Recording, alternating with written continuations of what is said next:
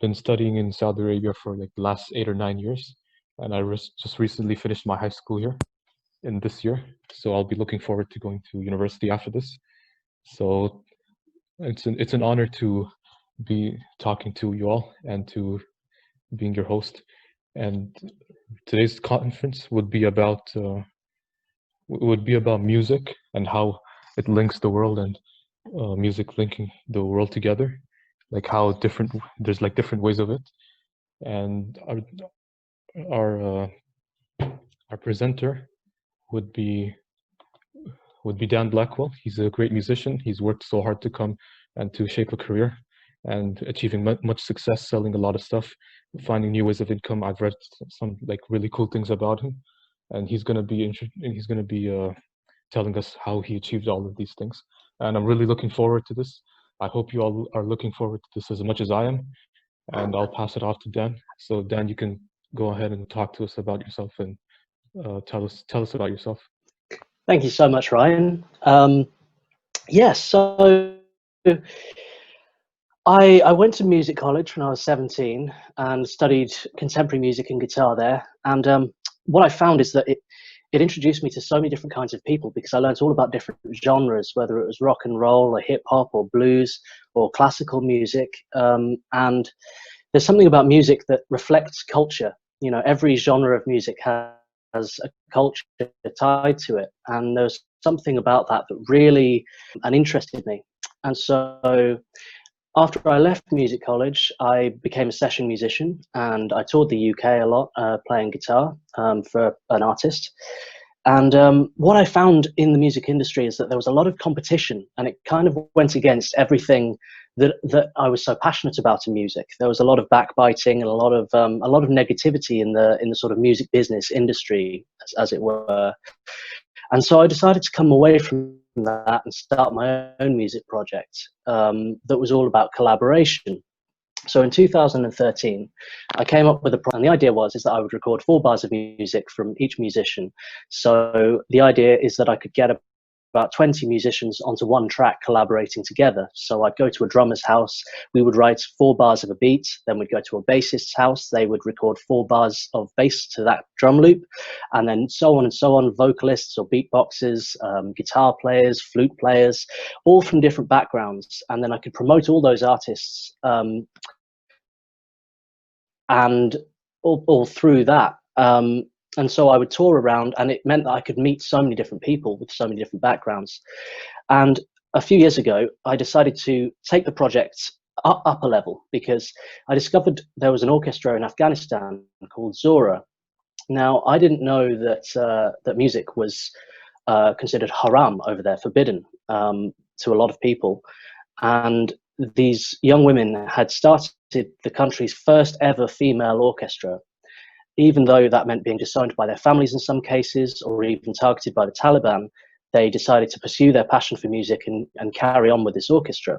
So I learned all about their stories and everything, and it just really got me thinking, and I decided to compose a piece of classical music for them and send it over to them and see what they thought of it.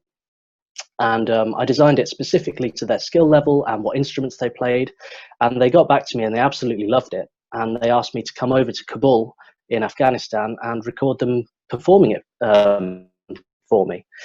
So I spoke to a documentary maker, and he told me that I can't just go all the way to Afghanistan and just record a piece of music and then fly home. Like, I have to capture the stories in some way and do something more with it. So I decided to take the project up a notch. Rather than just making music videos, I decided to turn it into a TV show, a documentary series.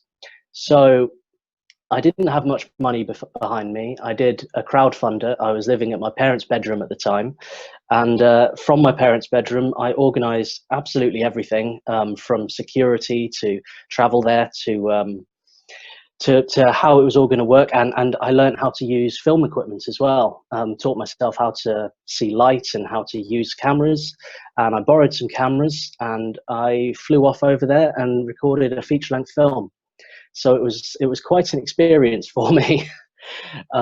And since then, I've decided to record an entire TV series. Where I'm at currently is I've got a sales team in Toronto that are going to all the different film festivals around the world, currently on hold a bit because of COVID, and they're trying to sell the series to a broadcaster, hopefully BBC or Netflix or Apple or something like that. So then I have the funds to go around the world and keep on doing it, because I've got documentary ideas for countries all over the world, with the premise being of bringing people together. People who are in adversity, or two groups of people who are at odds with each other in some way. I filmed a second documentary in Israel and Palestine, collaborating Israelis with Palestinians, which you can imagine had its challenges as well. And it's just about showing that beyond politics or ethnicity or religion, people are people. And it's a humanitarian project about showing the humanity of people beyond all the things that divide us, and bringing people together through music as something that we all share in common. All right, thank you very much for giving us your feedback, and it was really good to know how you managed to come this far, and like all the stuff that you've been doing, and it was wonderful stuff. And so now that you finished your stuff, now that you finished your bit, we'll go on to some questions. So I'll start off with my question, and then if anyone has any other questions, they're free to ask. So going on to my first question, it is, during your expedition towards becoming a musician, were there any major setbacks you had to encounter? And if so, how did you overcome them? There were so many setbacks. I found life as a creative is setback after setback. It's a constant list of setbacks. And I think the reason that most people give in on being a creative, whether you're a filmmaker or a voiceover artist or a musician, whatever it may be, or a writer, is that they hit that first failure and then they stop, because they can't handle that failure. It's too much of a blow, and they just think, okay, I'll never make it. It's too hard. What I think the most difficult thing is to keep on coming back. And it can be small things. It can be little failures, like trying to get funding, you know, whether you're applying for some kind of grant or doing a crowdfunder, and maybe you don't reach that bursary, and that's hard, and it's difficult to do it again, and then you'll probably fail again, and then you do it again, and then you probably fail again, but then you do it again, and this time you get it, because you learn from each time you fail, each time you get a setback. That's just a lesson, you know, because it's unrealistic to think that you're going to do everything perfectly the first time around, you know. So every time you fail at something, you can take something from that, you can learn something from it. A big setback I had is when I was a session guitarist and a producer for this pop artist, I had issues with the management, and as I said, it was very sort of cutthroat. So I dedicated about 2 years to working on this artist, you know, at like 100% of my time, full time, all of this. And when he got to a certain stage, I think he got a gig supporting Lana Del Rey, and the manager said, okay, we're going to cut Dan out now. He's kind of taken us to this point. Now we're on to the next point. We're going to get a new guitarist and a new producer or whatever, because of X, Y, and Z. And so that was a major setback, and I think a lot of people probably would have come away from it at that point, because I'd invested so much and it felt like it had all been for nothing, whereas in fact I had met so many musicians, I'd learned so much about the music industry, I developed my talents as a guitarist, I developed my understanding of social media and networking. I'd learned so much from it that the night that I was sort of fired, as it were, I came up with the 4-Bar Collective project. I decided to take everything that I'd learned and put it into something new and constructive, and make my own thing with it. So everything you do, it all leads to something. It's just perspective and how you perceive it in your head, of what you can do with it. Because there's been plenty of times that I've been signed to a label or something like that, and then the label's sort of gone downhill and they can't get the work in anymore, and then you're back at the beginning. And it's very, very difficult, because you put so much investment in, and sometimes it feels like you've done everything and it's just back to square one. But you're never really back to square one. You know, all of these things you've learned, you've taken experience from all these things, and you can use them all in future endeavors. It's just, It's just about getting back up and carrying on, and having the right mental perspective that you can take all those negative things and those failures and turn them into positives. Instead of failures, think of them as lessons. All right, thank you very much. It was good to know how you've overcome these obstacles and these major setbacks that you've encountered and how you got over with them. And I hope that we all learned something from it, and we can use this to help us go through our obstacles that we might face in the future. So moving on from that, does anyone have any other questions? Yeah, hi, Raiyyan. I have a question for Dan. Can I ask him? Absolutely, Mohammed. Yeah, sure. Yeah. Hi, Dan. Thank you for your inspiring details about like how you've been to that journey about ups and downs, and it's really inspiring for the youths. My quick question is the couple of questions I have. One is the talent. Talent is very universal, but unfortunately, that talent, how to like explore that talent, how to recognize that talent. So somewhere, someplace, you are fortunate to have some infrastructure ecosystem where it can be surfaced out quickly and fast. But most of the time, pressure from the parents, pressure from the society to excel in academics, to make your career, that talent of arts, so music gets, you know, submerged, and maybe sometimes it is not explored properly. And then finally, at the end of the day, in the interview, that boy or girl will say, just I had the hobby for music, that is all. But in fact, if that talent had been catch them young at a very early stage, who would have been a good contributor, not towards individual, but to the society. So what mechanism can we think about, and especially when technologies become upscale and it's almost at no price? So how you, Dan, can be a musician, how you can scale up this talents from music perspective, the first thing. The second thing which I was thinking about was how that music can be more formal, right? How can we bring music into the mainstream of academics? I was reading one article, the Yale Medical College.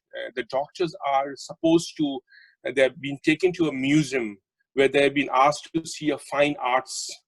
And with that fine arts, these medical students, maybe almost graduating, are supposed to make a write-up about what they see in that fine arts.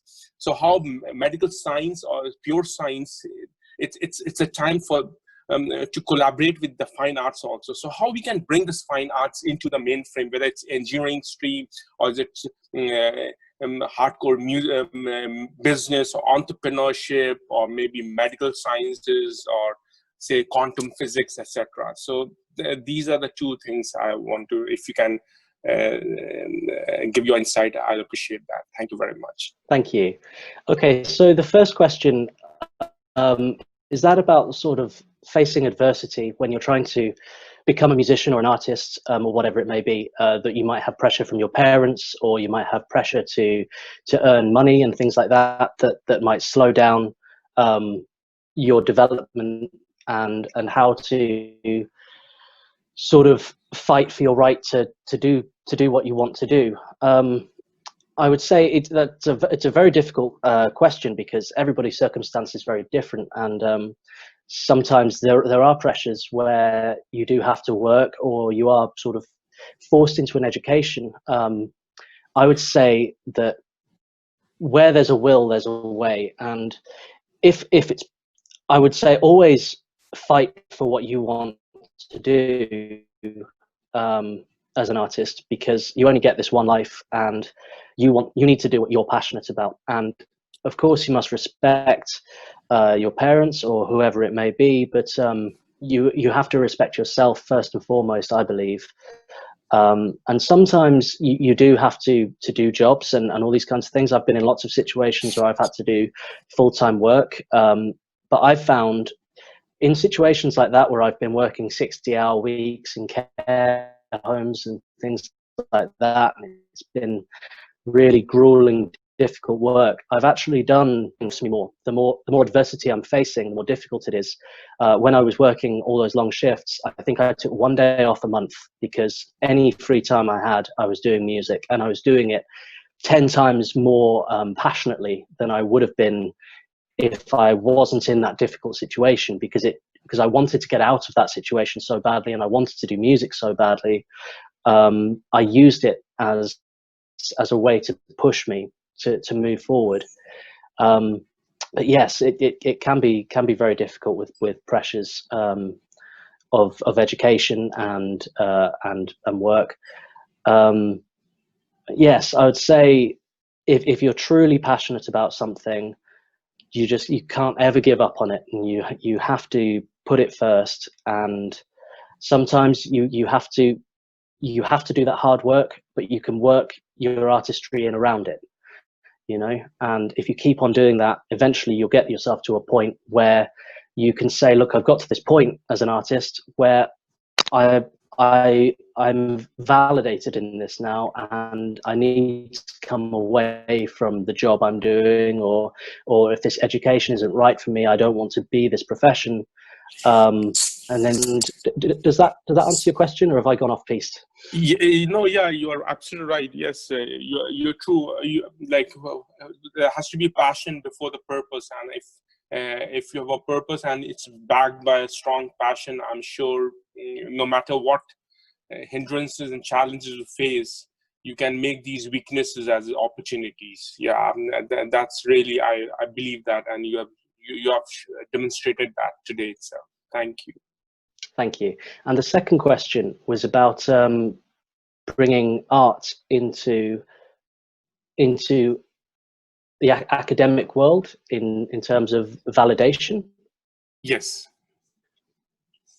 Well, do you mean in a way that, say, scientists or more academic type people might sort of sniff at art, or sort of look down on it as not as a proper profession, or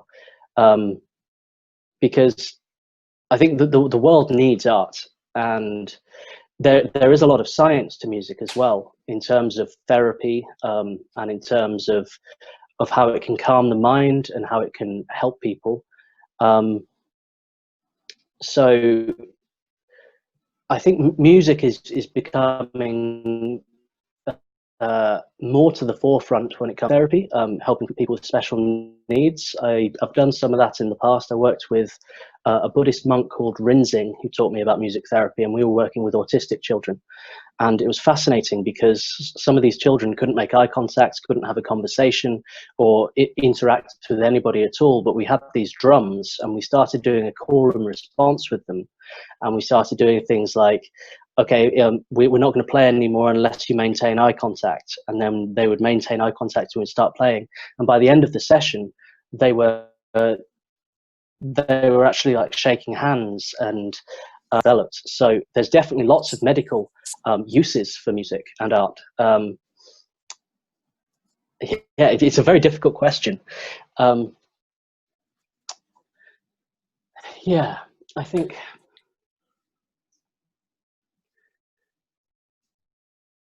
some people may sort of sniff at art and look down on it, but I think it's the most important thing. I think it was during World War II, Winston Churchill actually put more money into the arts in the government, which had a lot of kickback about it, because, you know, people saying like, why are you putting money into the arts when we have all this going on? And his response was, well, if we don't have arts, then what are we fighting for? What's the point? You know, this is actually this is what life is for, is art. So I think many people couldn't really live without, and it is essential. So does that answer your question, or again, if I sort of... No, absolutely right. What the Ministry of Education, they need to bring curriculum with some, if it's a pure science courses like physics or maybe biology or chemistry, which are pure sciences, or maybe astrophysics, there needs to be a curriculum of maybe some credit hours of arts, and that arts can be poetry or music or can be fine arts, etc. I think it's this gives that arts becomes a complement to that science, and it accelerates the mindset thinking process, as well as if you see I'm from the business, and in the business courses, if we have some curriculum of maybe some few models of arts, fine arts, or maybe music, or maybe poetry, or maybe some meditation, or some, it has an impact on the mindfulness of a human being, and it improves the relationship individually as well as with your colleagues and co-workers as well as. So I think it's at high time that fine art should be embedded with the curriculums. That's the arts courses should be. And yeah, and there has to be some reforms, there has to be some policy making. We have to do this, compassion and empathy and mindfulness is which the 21st century is looking for, because we're having so much of technology. We human beings have been very much embraced with technology, but unfortunately we are losing the track about the creativity from the fine arts perspective or from the arts perspective. So that's what's my thing. But thank you so much for your responses. Sure. Now, it's quite interesting. Thank you. It's quite interesting listening to the exchange between you and Dan, because I think what's happened in the past with globalization and the fact that it's like everybody was more or less like going after the money. Everybody wanted money within their societies and the economy, building their economies. Art actually ended up taking the backseat. It's like you think about Italy, for instance, right, and Florence, and you think about how Lorenzo Medici was trying to bring arts out to the world. People didn't have the time and the time to appreciate what was around them. Now, I think it's got into a stage where with STEM is more or less like taking so many transformations over the past couple of years, whereby it's like it started with STEM, it's gone into STEAM, it's gone into STREAM, and now it's gotten to streams. I think gradually certain cultures are understanding the great impact art has on science. And then, it's like people are getting to learn, like Dan was saying, it's like, it's being used in medicine, it's being used with autistic kids, it's used in so many ways. And in some cultures, they realize the advantage art has in the culture, because you can't have art, you can't have science without having art, and you can't have art without having science. We talk about IT, you have art. We talk about medicine, you have art. But people, for so many years, there was that feeling that it's like, if you want an engineer, if you want this, if you want that, you want anything. But art actually builds these things.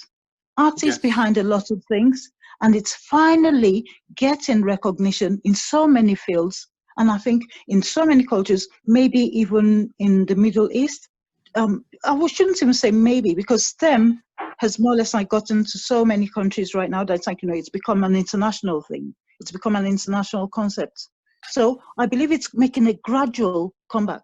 I mean, think about Saudi Arabia. A couple of years ago, you wouldn't even have had music shows being advertised. It was something that was illegal, but now it's been embraced, and that is art. So maybe over the next couple of years, we're going to start seeing a significant change in the curriculum of so many countries on a level where we can actually see the importance of art on the table again. That's just what I want to put in. Sorry for interrupting. No, that's lovely. All right, thank you for your answer to the questions. So just before we move on, does anyone have any other questions that they would like to address? Okay, so moving on to my next question, since no one has another question. So my next question is that so I read about your original classical piece for Zora, along with a documentary to promote gender equality in the Middle East. In what way does gender equality concern you? Well, I think gender equality is the most pressing issue we have as humanity.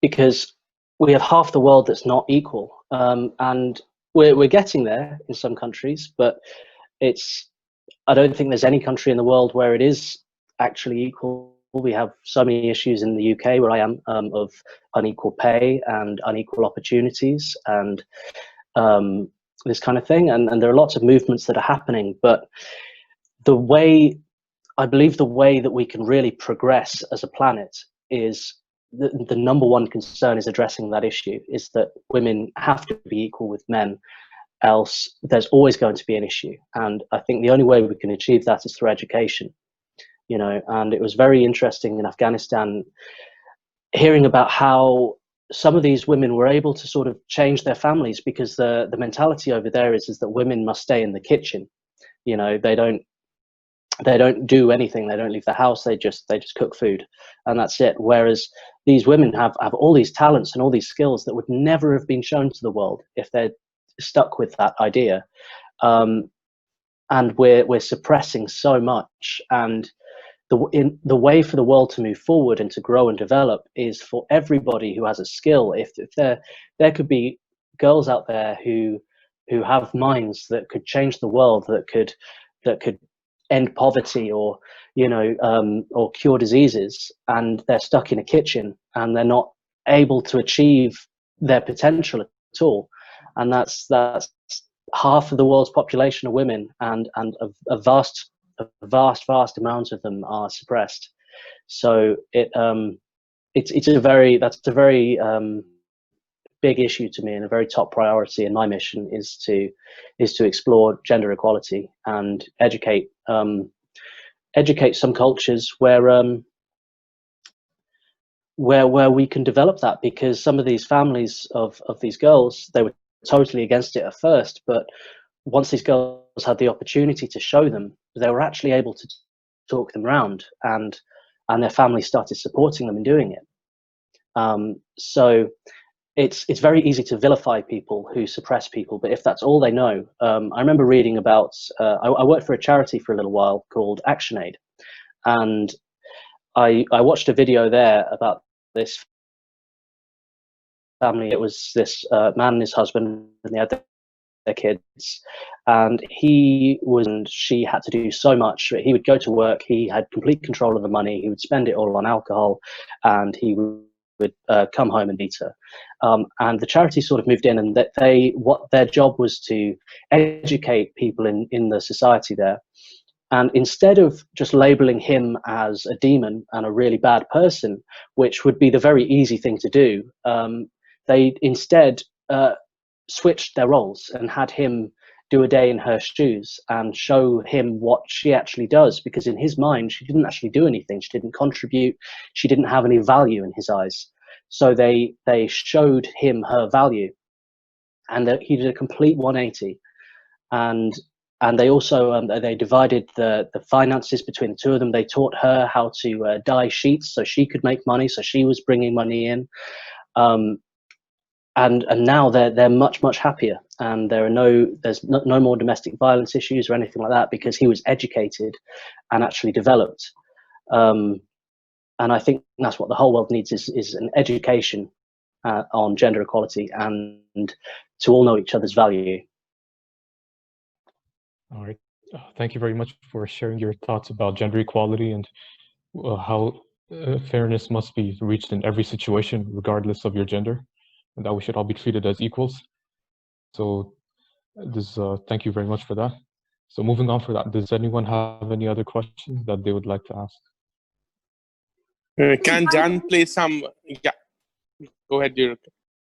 No, I was just about to say that, like, with regards to, like, beliefs in different cultures, most times I think it's something we need to more or less like start in the home, because thankfully most of in some cultures, I guess I should say, it's like the woman has like the first point of like education with the child.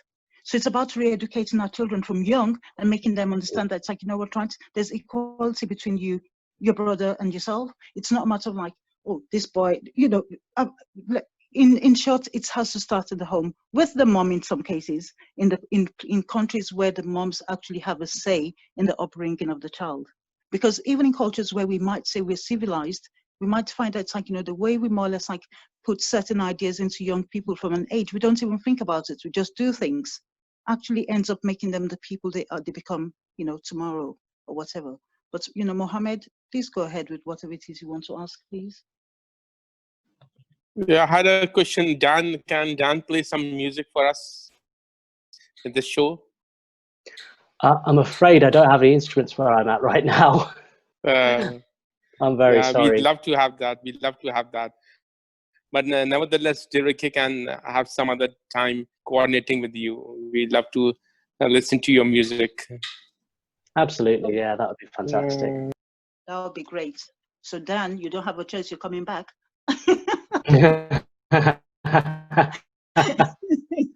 Well, I hope I am. Yeah, but I think that's very interesting what you said, Dee.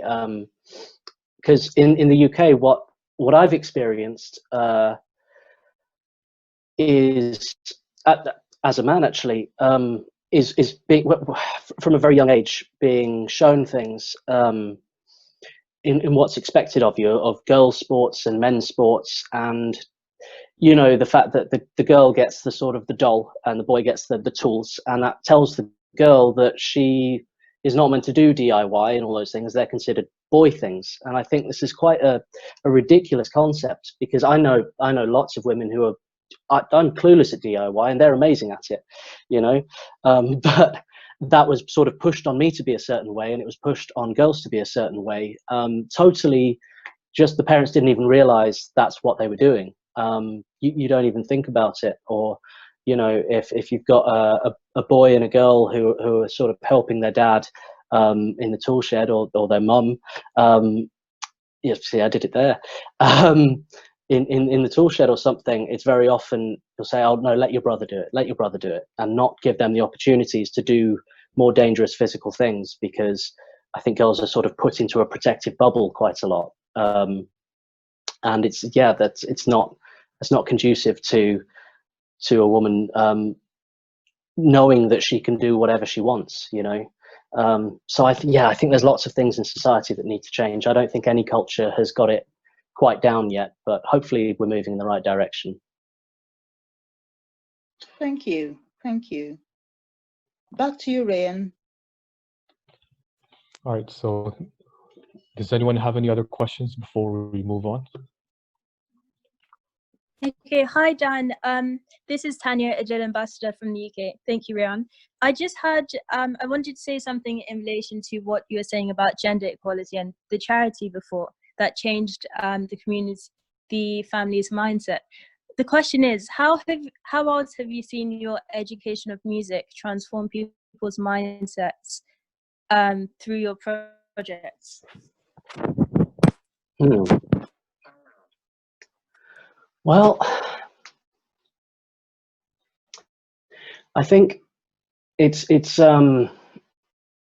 was very interesting when I went to Israel, because there was a lot of prejudice over there on both sides, from the Palestinians to the Israelis. It was very difficult to navigate because it was so politically charged. I wanted to keep it purely humanitarian, but there were cases I would work with some people, and they would have these beliefs that say Palestinians wouldn't be able to take part on the track and things like that, and they wouldn't want to do it for these reasons or the other. And then I got Palestinians onto the track and then showed them, and it did open their mind a bit to the fact that it was so similar, and the type of music they were playing was so similar. And yeah, they told me they were actually quite moved that they weren't quite as different as they thought they were. Yeah, it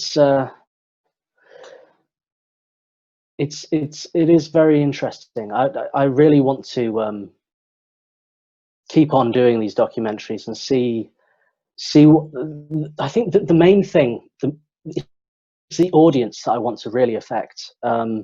So the next documentary I'm doing is going to be on the refugee crisis. I'm going to a place called Camp Moria, which is the biggest refugee camp in the world. It's just off the coast of Turkey, but it's technically Greece, and they have a lot of issues there. Sorry? Oh no, I was just saying, oh, okay, you're going to Camp Maria.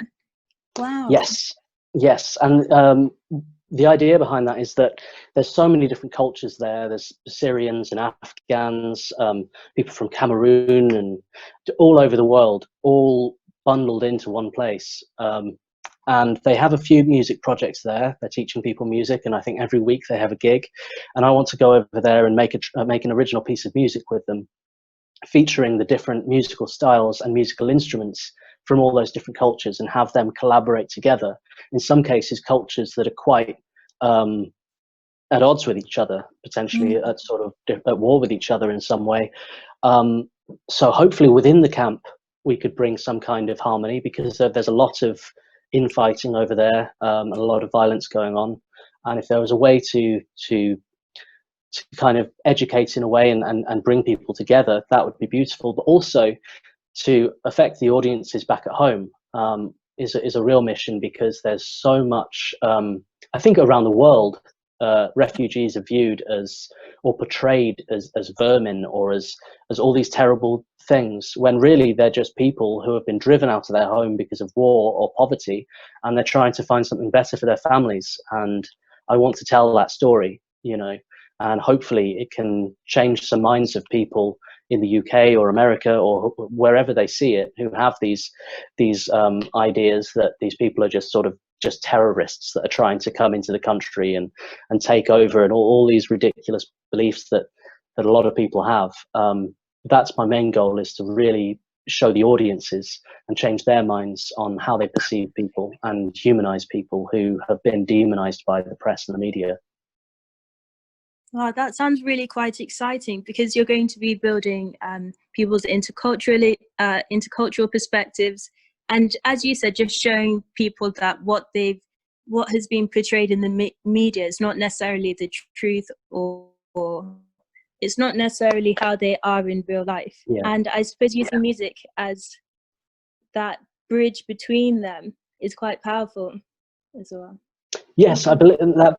That's the thing, is I believe music is such a great way to do it, because it's something that absolutely everybody can relate to. Everybody loves music, you know, and it's something that everybody understands. And then to see a child or a person of any age who is passionate about music, humanizing them and one level, and then telling their story, I think that could be very powerful, and have a great effect on audiences back at home. I agree with you. Not only being quite passionate about it, but also potentially realizing their own skills, because you said some of these people didn't previously have access to this. So I'm excited to see what happens with that. You said Camp America, so please do share later on. Yes, absolutely. Thank you. Thank you. All right. So before we move on, does anyone have any other questions that they'd like to ask?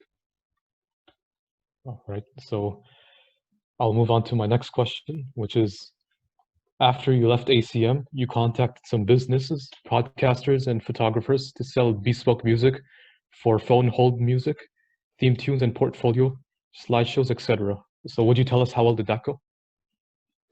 That did go very well, actually. That was my first sort of venture, because I decided that I wanted to be a composer. I realized pretty early on, because when I went there I was 17, and I had an idea in my head of being the next Kurt Cobain, you know, and I was going to make it with a band.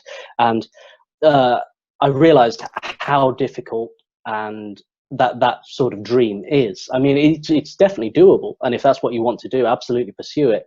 I would say also look into other things. So I decided that I wanted to be a creator of music. So I learned how to produce, and I learned how and really expanded my knowledge of music outside of just playing guitar on stage, to being in my room and working on my computer. And I wanted to be able to write any kind of music. I wanted to be able to, if somebody wanted country music, I would know the formula of how to do that. If they wanted blues, if they wanted hip hop, if they wanted metal, you know, I would know the formula of how to make that happen. And so I became really obsessed with that. And I thought the best way to start out, rather than trying to go straight for movies or video games or what I eventually wanted to do, I would do something that I would try and find clients that were more on a day-to-day kind of basis of, because there's lots of photographers out there. There's lots of people who podcast. There's lots of people who make YouTube videos, and they need music, you know? So it's not going to be big money, but it's a start. So that was a way that I could start getting an income in, and I could start developing my skills as well, because you never know what brief you're going to get. And I still do that to an extent. I still do music, like meditation music or podcast themes, video intros, all sorts of things. So that's been ongoing since I started doing that. So it's about finding something that's viable, you know, something that it's about finding your market. So yes, I decided to, you can't just go on the internet and it's very difficult to be an agent for yourself, you know, especially when there's so much competition from other musicians out there. So you need to go and contact the people who don't know how to contact the musicians. You need to find the people who have the money and have the need for your product, but they don't know how to get it, you know. So yes, it's about working on finding that market for yourself. All right, thank you very much for your feedback about how well these things have gone on for you. So moving on from that, does anyone have any other questions? Okay, so my next question is, so other than music, is there anything that you, sorry. Okay. Hello? Yes? Oh, sorry to interrupt you. I had one question. No problem. I might have missed it, so excuse me if I did, but you said one way that you wanted to share the refugee stories was through music. Sorry if I missed it, but is there any other ways that you've been exploring and expressing these refugee stories, or is it just through the music? Well, I'll be filming a whole documentary around around making that track. So I'll be going over there and I'll be interviewing refugees from all different backgrounds, but I'll be using music as a sort of running theme throughout the documentary of how I'm opening up those conversations. So it'll start out, say, me working with a Syrian refugee and working on a piece of music, and then we'll delve into their story and all of that kind of thing. And the idea with the documentary is that an original piece of music will be created throughout the film, and it'll end with a music video at the end. Oh, perfect. That sounds really good. Sorry again if I missed it before. I was just quite intrigued. Sorry, yes. Please continue. Raiyyan, can I come in 1 minute, please? Sorry, because something you just triggered something with what you asked them, Terry. Dan, have you ever considered something along the lines of what Brandon from Honey does? Because what you're talking about seems to sound a bit like that in a nice way, because obviously he doesn't do it with music. He does it with pictures.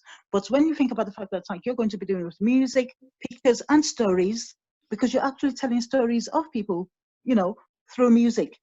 But that could actually become even bigger than you're actually planning for it to become.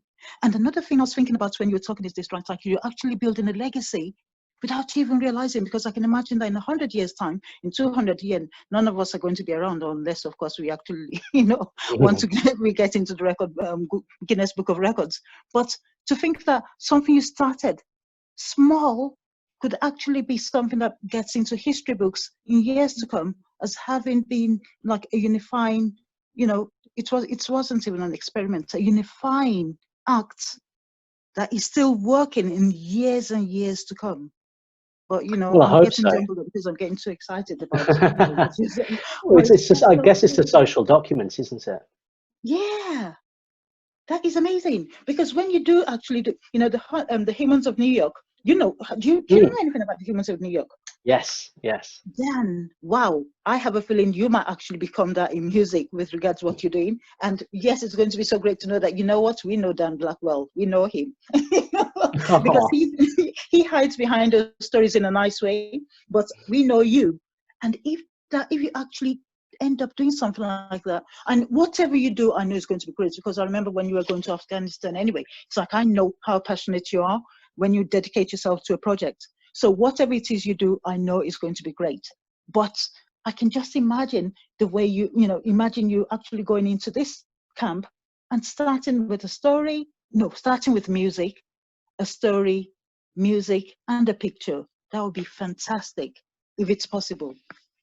It's absolutely possible, yeah. I'd quite like to release a book around every documentary as well, because I take lots of photos when I'm over there, portraits and things like that. And I want to do transcripts of the full interviews, because obviously in the film we can only have cut down versions of the interviews, because some of the interviews I did in Afghanistan were incredible. They went on for about 2.5 hours, where girls would tell me their entire life stories that were incredible stories, but I had to condense it to say 2 minutes for the film.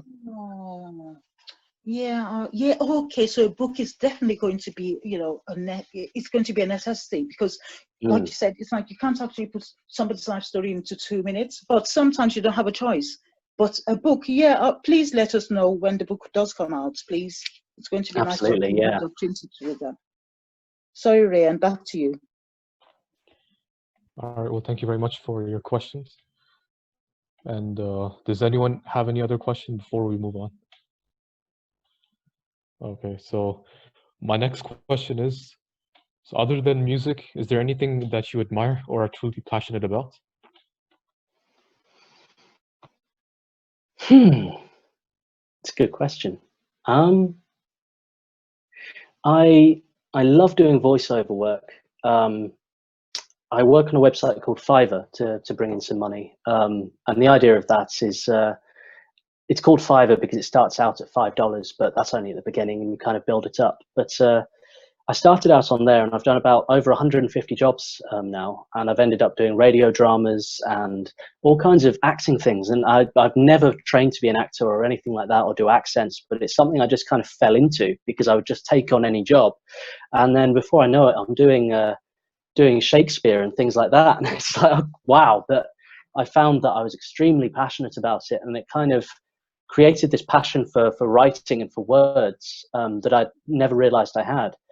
So it's funny how you can discover passions. I'm very passionate about training, about fitness, about I like to box. And that's very interesting. I find there's a therapy in that, because sometimes I can be very depressed or very anxious, and it's very difficult to be depressed or anxious while somebody's trying to punch you in the face. There's something very therapeutic about that for me, because it brings out this kind of self-preservation, and you come away caring for yourself because you don't want to be hit, and that teaches me to love myself quite a bit. So I've immersed myself in that in the past, but that's something I purely do as a hobby. I'm trying to think. There's lots of things I'm passionate about. I really love movies as well, and I'd love to do soundtracks for movies one day, because what I love about that is it's about creating an emotion, because with a film you're not really supposed to notice the music, it's just meant to make you feel something. So there's something that really draws me to creating art that just evokes emotion out of people. All right, thank you very much for sharing your opinions and thoughts about what other interests you have in life. So after that, does anyone have any other question? I love what you were saying with regards to music and films, because sometimes what I find is this one, like I listen to music and I remember a film rather than the other way around. It's like you just look, you just like, wow. And sometimes you end up loving the film because of the music. Yeah. You end up going back and thinking, I love that song. You thank God for Shazam, because now you can actually Shazam the music sometimes. Like, I love that. It just makes you think. It makes you feel. It makes you engage. It makes you embrace. I love it. Yeah. So what you just said makes sense, and I really hope you do actually end up, having the music to something that I'm going to love, because the chances are, I believe that the music sometimes makes you love the film. And it's something to think about, actually, the music. Yeah. Anyway, never mind. There goes my passion again. No, it's great. What I'm what's really great for me about doing these documentaries is that I get to explore all these different passions, because I do the voiceover for it. So I'm doing the voiceover work that I've been teaching myself by doing all these acting jobs, and I get to do the soundtracks to them as well. So I get to create that music that brings out the emotion for my own films. So I think that's a very good way. It's always been my attitude that I wanted to do music for films, but it's very difficult to get a job doing that because, you know, there's so much competition. So instead I'll make my own film and then I can do the soundtrack for that. Build up my resume that way. That makes sense, a lot of sense. You're more or less like creating your work, you know, and that it's more authentic that way anyway. Knowing that it's like everything that you've got in what you've created is yours. So you can put a stamp on it. You can actually decide on how much you want of it and how little you want. You know, nobody's dictating to you what you have to do. And that is the best way to put your passion across. Thanks, Raiyyan. Back to you.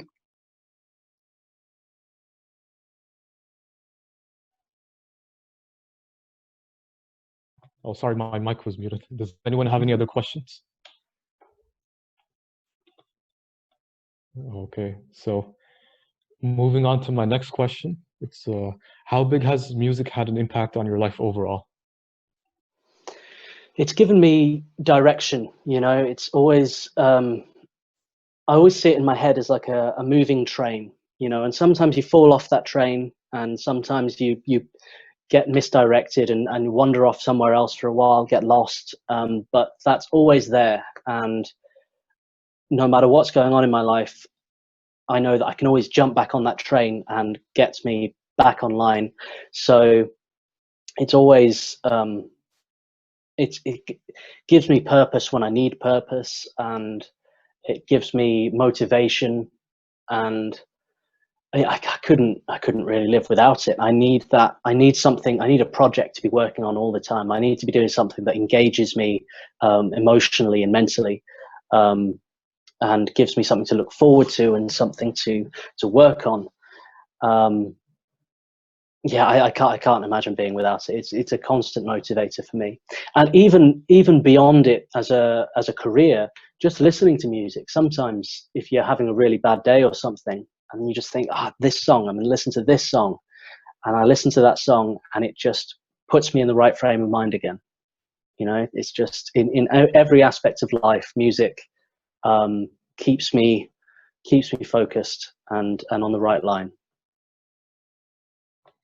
All right, well, thank you very much for your feedback on how music has had an impact on life overall.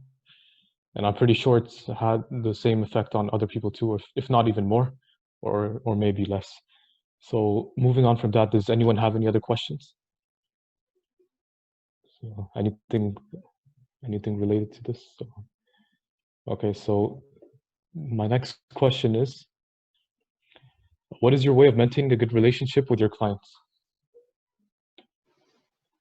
Good communication, listening to what they want, and really being very clear, because it's very easy to get a brief and then just rush into it without really clarifying exactly what they want. And you have to remember that most clients aren't musicians, and they'll just give you very vague emotions that they want it to have or something like that. They don't say what instruments or you know, or that kind of thing. They don't say what key they want it to be in. So you have to work very closely with your clients to know exactly what they're thinking. And, you know, sometimes I'll ask, could you give me some examples or some songs that are similar to what you want? And rather than just running in, doing something, giving it back to them, and then having to do it all over again, and then again and again and again, straight from the get-go, work out exactly what the brief is and cement that brief perfectly before you start to do any work. And just always be friendly. And no matter how difficult they are, because there's a lot of difficult clients out there who always want one tiny little tweak, and you know it's absolutely perfect, but they want this changed or that changed or this changed, and they want more and more and more and more, and you just have to be very, very patient and understanding. Yeah, those are some true words right there. If you want to have a good relationship with your clients so that you avoid any disputes or anything, And I hope I can use these things in my future, if I have a career in the future and I have some clients as well. So I could like remove all the barriers in between us, if we have any, in order to have a good and healthy relationship with them. Like you said, like it requires a lot of patience and a lot of dedication and stuff like that. It takes time to understand each other. And I hope everyone else can also learn from that as well. And thank you very much for your feedback about this. And you're welcome. Okay, so that's about it for all of the questions that I have. And if anyone has any final questions, now would be the right time to ask before we move on. Fantastic, Raiyyan. I can't believe it. You actually got it, you know, under an hour. But it's been quite interesting, quite engaging, because, you know, there's so much you've actually put out there. And I was thinking that towards the end, I was going to say that, do you have any words of advice you can actually give to the ambassadors? But you've actually integrated it into what you've put out in the, you know, answering your questions anyway. I mean, you're rounding note right now, talking about patience, talking about the way you deal with customers, with clients and things like that. That is so interesting. And one thing that actually picked up towards the end of this question and answer session was when you were saying that sometimes some people, they know what they want, or maybe they don't even know what they want. They think they know what they want. So, because I would never have thought about that. I could probably have come to you and said, Dan, do you mind producing this kind of music for the business? But you were saying, oh yeah, they need to know whether they need the guitar or what sort of instrument they want. And I'm like, oh, I never thought about that. Yeah. So I'll just be thinking, oh yeah, oh Dan, do you mind doing this? And then when it comes to the questions of like, what do you need? I wouldn't know what to tell you. But it's so crazy because I'll probably have the music in my head, but probably not know what instruments that I need to convey the message. Yeah. You've got me thinking, wow. And then you have to keep on smiling, even though you're probably getting frustrated and thinking, just tell me. But of course, when somebody like me, we don't know what to tell you, and you're still having to keep on smiling. That is crazy. My philosophy is to be relentlessly nice to people. Oh, dear. That will kill me in a way. Like, oh no, because I tend to be direct in so many ways. I'll probably say, you know what, right? Once you know what it is you want, come back. But of course, you can't do that when you're trying to annoy me. But wow,